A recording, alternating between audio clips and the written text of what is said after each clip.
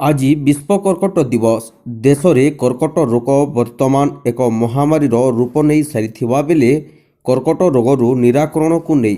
लोकों मध्य सचेतनता सृष्टि करने उद्देश्य विश्व स्वास्थ्य संगठन तरफ प्रतिवर्ष फेब्रुआरी 4 तारिख को विश्व कर्कट दिवस रूपे पालन करा जाए एवं आजिर एही कर्कट दिवस रे बरगढ़ रे मध्य फाइटर्स ग्रुप रो आह्वान रे माराथन दौड़ सहित सचेतनता कार्यक्रम करा जायछि। प्रथमे मंचरे एक सचेतनता सभा होइतिला। बरगढ़ जिलापाल इंद्रमणि त्रिपाठी सहित बड़ बड़ डाक्तर फाइटर्स ग्रुप रो बहुत सदस्य और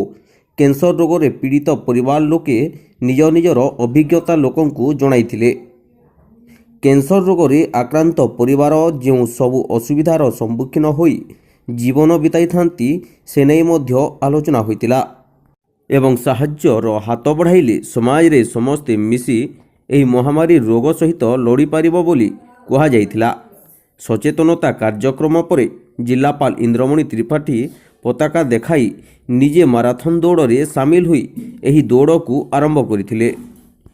बरगढ़ लायंस क्लब, मारवाड़ी युवा मंच, जिला क्रीड़ा सांसद सहित बहु महिला संगठन मु लड़बी एवं विजय हेबी रो प्रेरणा रे बरगढ़ 500 रु ऊर्ध्व छात्र छात्री क्रीड़ावित जनसाधारण एही माराथन दौड़ रे सामिल होई सचेतनता सृष्टि करथिले। आज सकाल 8टारे एही गणदौड़ स्थानीय लेंगु मिश्र स्टेडियम ठारू बाहरी गांधी छक, भटली छक, थाना छक, नदीपड़ा, काली मंदिर छक होई पुणी स्टेडियम को फेरीथिले। बरगढ़ डिस्ट्रिक्ट कबाड़ी होता आम बरगढ़े कर्कट रोग लगी सचेतनता लगी मिनी माराथन रखी से आम बाहर भी बहुत छुआ आसते, पब्लिक भी बहुत आसते, स्कूल मान रखाही आमर एथलेटिक कबाड़ी पिला मैंने समस्ते आसिकना समस्ते सहयोग कले कर्कट रोग केनता आम देश रु जीवा